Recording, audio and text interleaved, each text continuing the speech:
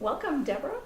We're really happy to have you here to discuss your newest project with us. And I have a number of questions for you about it. First, I wanted to ask, this project on Jewish women photographers in New York combines your past work in a number of different ways, on history of New York, gender history, women's Jewish history. How do those fields overlap in this, and why did you choose this particular project right now? Well, there are multiple paths, as you suggest, to the project, and if we take the New York City side of it, I had done a good deal of research. I published a couple of books that dealt with New York, both in terms of Jewish history, but also in terms of visual history, trying to tell the history of the city through the visual record that was left behind. And it was actually through that project that I came to meet a number of really interesting photographers, including a number of women, because I would go to the museums and the archives and I'd find a couple of images and then I'd write one of these letters asking for permission to reprint, and for not much money, of course, because I didn't have a big budget. And the women would say, oh, some of the men said this too, actually. Well, what have you seen? I'd say, I saw it in the museum. Said, oh, please, I have so much more. Come down, to where I'm living, and I'll show you stuff. So I got to meet a number of them, which was very, very interesting. And that was one path into this project. The other path had to do with becoming really aware of how important Jewish women have been in a whole number of fields. Over a decade ago, Paula Hyman and I co-edited this 2-volume Jewish Women in America, an historical encyclopedia. Mm-hmm. And one of the things that we discovered with that project is that there were far more women out there who had had important lives, made a significant contribution to American history, to Jewish history, but where there was very, very little information. So in some ways, the encyclopedia brought these women to attention. And indeed, what you'll see this afternoon are some women whom you've heard of. Probably, most likely, Helen Levitt is the most famous of it, and quite a few women whom you haven't heard of, although they deserve to be heard. So those were among the two pieces that sort of came together in different ways, the New York side, the gender side, and the visual side. That's great. That sounds fascinating. And one of the things that makes this project so unique, too, is because the history of Jews in photography is sort of a relatively new field that's only recently been being studied. Why do you think that is? Why has photography been ignored for so long as a major field in which Jews were active? Well, you're working in it, too, so yes. I'm sure you also have some theories. I think it has to do with the fact that photography has fallen between at least two stools. In the art history side, as you know, it was treated for many years as a minor art. It was closer to pottery or to craft or to, it just wasn't taken seriously as an art, despite enormous efforts by someone like Alfred Stieglitz, right, to say, oh no, this is really art. So that's one piece. The second piece has to do with the fact that photography cuts across a lot of different genres, as you know, right? There are portrait photographers and there are news photographers and there are people who do documentary photography and there are people who do still life. I mean, there's just, this wide range of areas. And so it's sort of like taking the field of writing. There's nothing yet that has developed in terms of a canon. Okay, these are the really good photographers. This, in spite of the fact that there have been some histories of photography written. Most of those histories, of course, ignore women. Until Naomi Rosenblum came and wrote her whole history on women photographers. So I think that the lag time is reflecting problems with how people thought about photography. And I think it's really interesting that now that digital photography has taken over, there's this big interest in what was the old form of photography, the older techniques using film, of course, and that shift in technology also led people to recognize, oh, that's past. We're not doing this anymore. Right, sort of this, now it has a renewed importance because we've moved beyond. It's sort of, for historians, it becomes something less contemporary. Yes. Right. And there has been among historians also this visual turn, the interest in looking at various forms of visual representations as not just illustrative of, you want to show something of the French Revolution, so you show a painting by David or something, or Jericho, whatever. You mentioned, you started to mention the broad range of subjects that one might photograph, landscapes or portraits or fashion. The women that you study in New York, were they involved in this broad range, or was there one particular area, type of photography that they specialized in? I'm particularly interested in women who did street photography. That has sometimes been classified as documentary.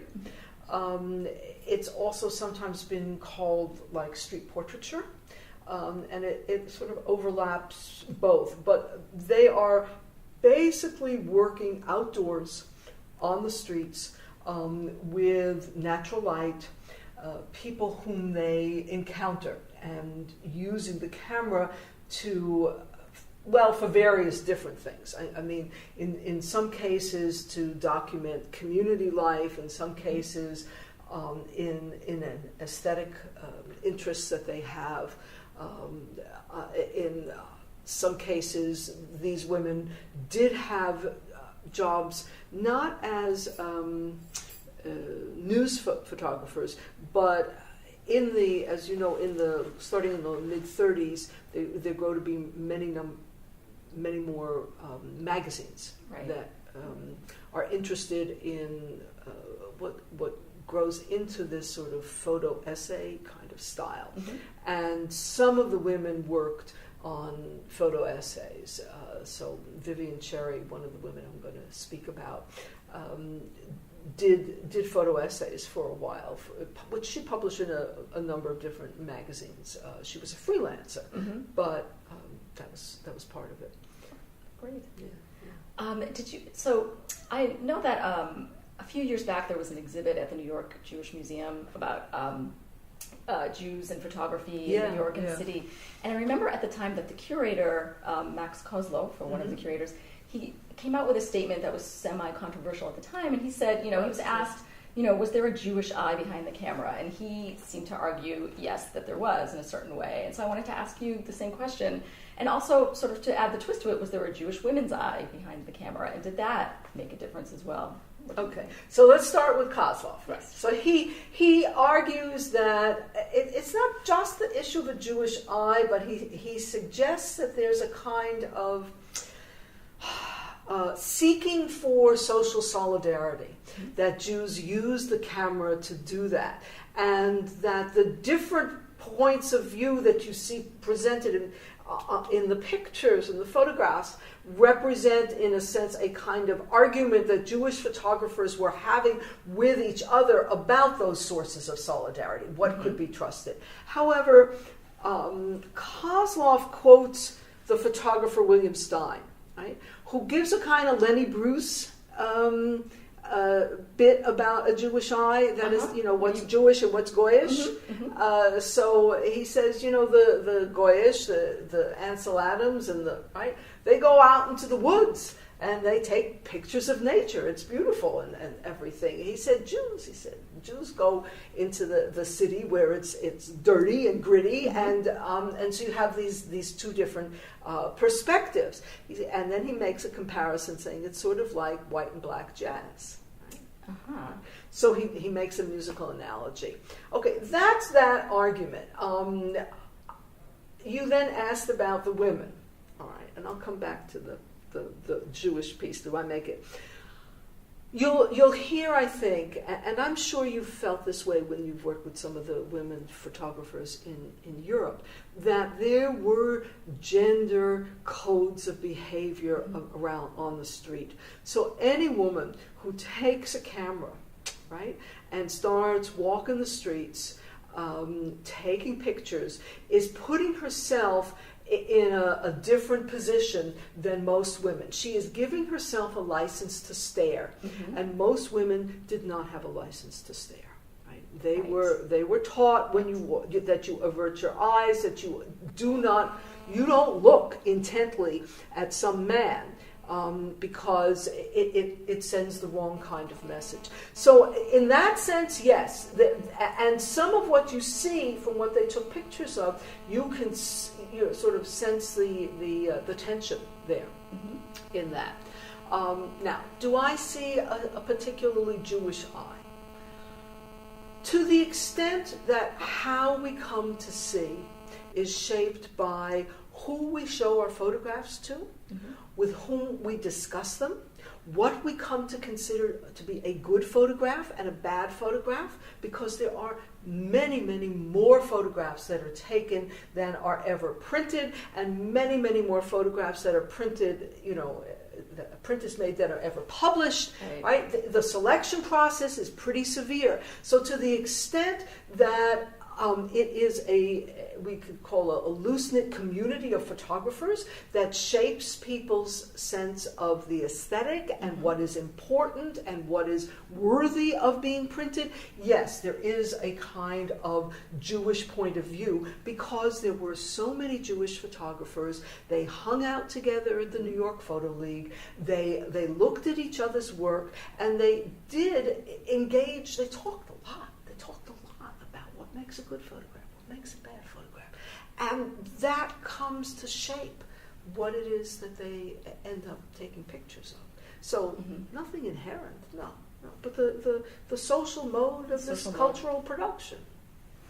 That makes a lot of sense. And I guess to that end, I would ask then, is there anything specifically about photography as a medium that allows Jews, if they are using it as a social medium, I think it was Giselle Freund, a photographer from Berlin, who said something about this illusory reality of photography. It's the one medium that really lets you think you're getting as close to reality as possible. And so would you say that there are implications for Jews who are busy in the project of assimilation, or for whom shaping what a reality is might be a concern? I would be more pragmatic and less theoretical, and say that many of the Jews who get into photography in the 30s and 40s do so because it's a technical skill that you can acquire, and then you train your eye to see. It has very, very low barriers to entry. Mostly you need to be able to purchase a camera. And then you can often buy time to develop and print the photographs. So you don't need a college degree. You don't even need a high school degree. Several of the women never graduated high school. You can get into this, and you can discover ways of making a living should that be what you're interested in doing. So in a theoretical way, the quote is a beautiful quote about getting close to reality, and there certainly were among these Jewish photographers political dimensions, that they felt that photographs could help change the world, right? Which is a little bit different than your quote, that drew them to do, because it was a form of activism for them. But I really would emphasize the easiness of entering. So it sounds like photography was really a medium, unlike others, in that it allowed these women to do much more in the public sphere than they were previously able to do. I think so. Great. Definitely. Great. Well, thank you very much, Deborah. You're welcome. We look forward to your talk. It's great to be here. Thanks. Thank you.